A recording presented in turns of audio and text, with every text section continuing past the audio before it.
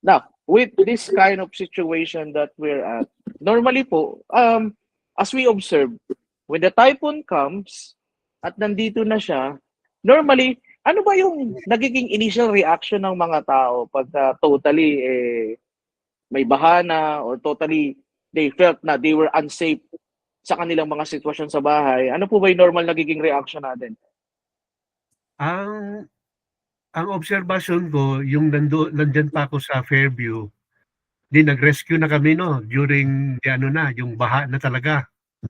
Mhm. May mga tinawag kami na kasi baha na nga ang layo na ng bahay sa tinatayuan namin. Sigaw kami ni Mhm. ni Bishop George Dilag. Sabi namin, "Alis ka na diyan." Sabi ng brother doon, hindi siya alis dahil yung mga panahi niya or yung mga gamit niya na nasa bahay, hindi niya maiwanan eh. So, Oh. parang, parang napaisip ako na ano ba bang importante, yung buhay mo or buhay ng pamilya or yung mga gamit mo na Resources. mga sa business mo na hindi mo maiwan-iwanan. Kaya it's something na pwedeng, pag-usapan siguro after that kasi hindi nila nakikita yung risk or danger ng you know things would happen like tataas talaga ang tubig, di ka na doon ka na caught unaware ka na anod ka na eh. Yan ang nakikita ko sa mga ibang na hindi nila ay inakala na tataas ang tubig or yung Mhm. Mhm. mga ganon, and then doon na nila nalalaman na hindi na pala kaya. Okay. But Parang well, parang starting yeah. parang may singit ko lang yung Old Testament na Sodom and Gomorrah ba. Pag once you look back, you Back, know, yeah. 'di ba? She looked back or something of most siguro importante sa kanya yung bagay na I don't know. Doon siya nadali sa sa naging ano bang nangyari sa kanya no, na asawa ni Lot, 'di ba na Lot, yeah. Oh, I remember that. Oo. Kami, pillar of salt. kami, kami, yung aso ko rin napapasa, sabi ni Rina. Kami, di ba, binabaha kami, di ba? Binaha kami. But sometimes, yung mga gamit na baha, you realize that there are things that, bakit ko makinip to? For a long time, hindi ko naman to ginamit eh. So parang it's time to part. Let go.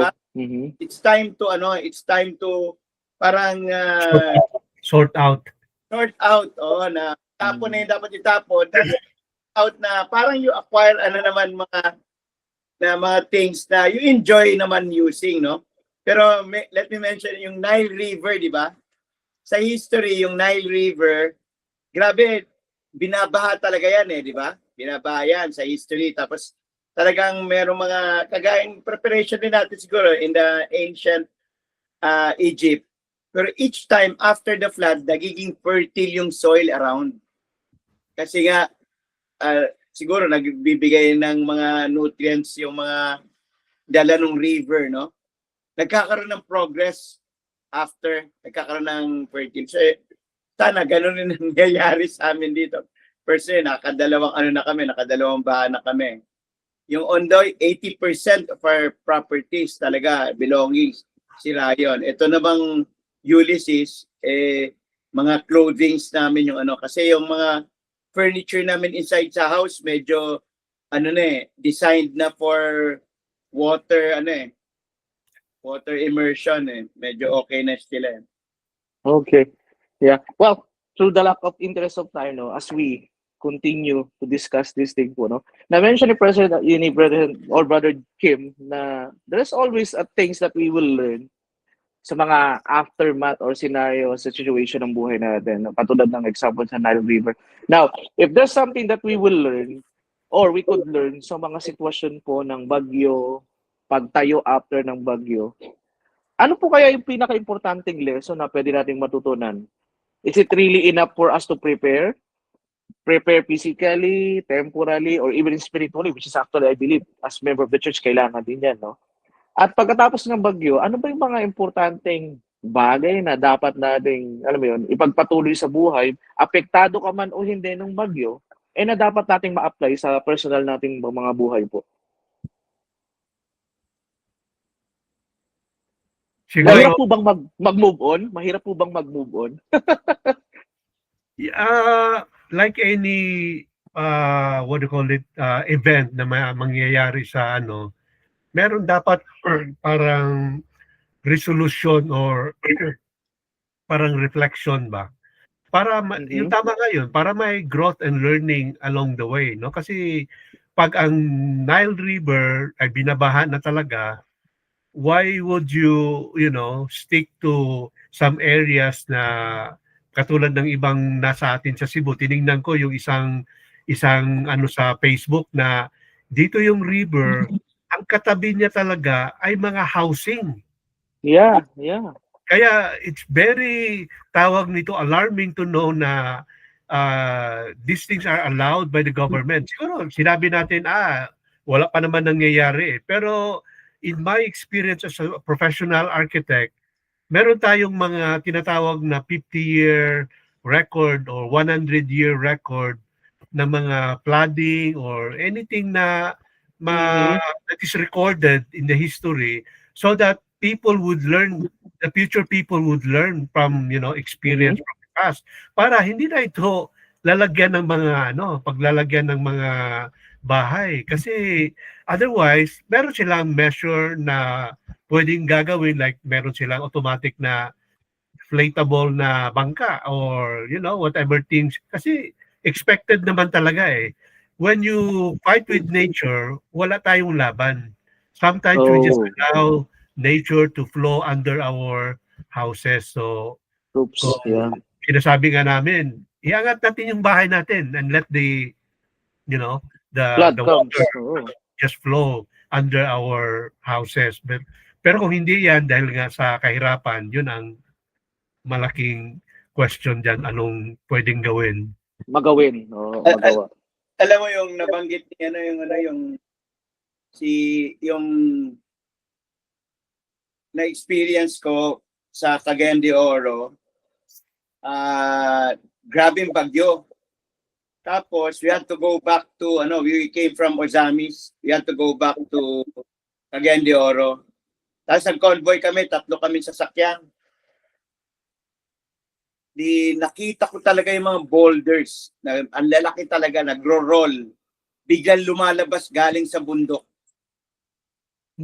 Sabi ko, grabe palang delikado tong ginawa namin, na yung the fury of Mother Nature, di mo talaga maprepredict na rain ang tinitignan mo, may biglang tumatawid na malaking boulder, bato from mountains.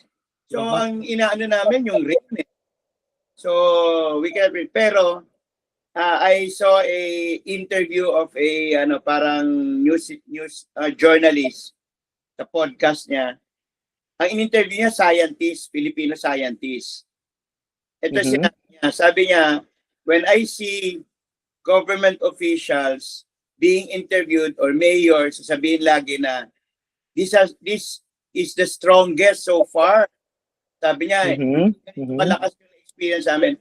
Sabi ng scientist, that is why if we study, we use science for preparation, we need to always anticipate that it's going to be stronger than before. So pagka nag-prepare tayo, pagka nag-aral tayo ng next typhoon, hindi dati pag-aaralan yung, of course, hindi tayo magbe-base dun sa experience natin. We will always anticipate that it's going to be stronger than what we have experienced. Scientist yun lang, salita Filipino scientist ang in-interview. Sabi ko, makes sense, pero mahirap gawin yun kung talagang hindi ka matalino, di ba? Kasi ang basis for your next preparation is what you have experienced ngayon di ba? As learning na ngayon, sana pa ito yung ginawa natin. Ito pala, hindi natin na-anticipate. Diba? Siguro ibalik sa sa number 1, mag-umpisa talaga sa pamilya, mag-uusap-usap sila, pag-uusapan nila yung mga pwedeng gawin nila based sa experience nila, no? I think even little children can contribute on their experience, di ba? So, magandang project or magandang discussion yan na upuan ng pamilya para makagawa ng mga action plan. Exactly po. Meron pagka hindi na tayo recorded, meron akong ko-comment sa'yo, Jim, observation ko about WSR sa stake. Okay. Kami, pero, Well, you know, Well- nung sa Undoy namin, I really felt that we were really devastated eh. Talagang parang, nung nangyayari yun, Jim, parang kami na naginip na parang bangungot eh. Hindi namin ma-imagine na may mabahain kami, yung Undoy eh. Pero you know what, doon kami natulog sa in-laws ko, doon kami nag-spend ng night eh. When I turned on the television, there was a father crying. And he was crying because namatay yung yung asawa niya eh, tsaka yung anak niya. Kasi itong tatay na to, tinali yung nanay, tinali yung anak niya sa sarili niya para to protect the child. Yung tatay, nung malakas na yung daloy ng current ng river, hinawakan niya yung asawa niya sa sobrang bigat dahil nga tinali yung anak, nabitawan niya. So patay yung mother at saka yung So sabi ko itong tatay na to namatayan, ako hindi eh. Pati aso namin safe. na save eh. 3 aso namin during the time eh. Lahat na save namin. So no reason for me to complain, but to move on nga, sabi move on, no? Okay. Well, it's been a while. May Things comment that I've hindi ko alam kung paano gawin yan Okay. Merong merong Icon. Yeah po. icon na mukha, pindutin mo yan. Sa baba. Tapos yung Reactions. Wala akong nakikita. Pindutin niyo po yung gitna. Makikita po kayong smiley. Pindutin niyo po yung gitna. Pindutin niyo po yung picture niyo, gitna ng screen. Yan, may mukha po diyan. Ito ibibigay ko sa iyo. Yan. Okay. Well, it's very, very interesting po na marinig po yung other sides of these things. Well, kung i-wrap it up lang po natin, I have learned a lot. And siguro, meron ako mga points, in preparation, siguro po, before the disaster comes, this is what I get, sa conversation natin. First is that... Nadaya tayo ni Jim. Nagsasalita tayo, nag-google na siya, Hindi po, wala. Ako nagdo-notes lang. Tayo. Nagdo-notes lang. Sige. Sorry po ang gusto ko mong gawin, i-conclude siya in a way na ma-emphasize ko ano po yung points natin. Kaya, sorry po, hindi ko alam pero ganito yung naisip ko na i-conclude yung conversation. So again, balik lang po ako. Okay. Wala yung ko. Okay. Well, first is preparation is very important. Regardless kung may bagyo o wala, we have to prepare. The US is actually doing great, Malayong-malayo pa nga ang Pilipinas. But I do believe, for what we have learned, ngayon po, discussing these things, mag-prepare kahit anong mangyari. Whether maliit o malaking preparation, importante ang preparation. Now, second, in the event na nandyan na yung bagyo, narinig ko kanina na there could be a lot of scenarios, things na pwedeng mangyari. But isang importanteng natutunan natin ngayon is that we have to come stronger than before. Yan. Kung ano yung nangyaring event ng mga nakaraan, pwede nga natin maging reference yun for a point of view na medyo malakas o mahina yun, but we have to come stronger than before simply because we never know what might come ahead of us. But being strong is the key for us to survive. And lastly, yun, na-excite nga po yung example na nawala ng mahal sa buhay. At the end of everything that happened, ngayon paalis na yung bagyo, we have to be grateful for what we have and be grateful for what we are actually achieving and learning each day. Kasi yung Panginoon, yun yung gusto niyang ipakita sa atin. Bagyo lang yan, Pilipino kami.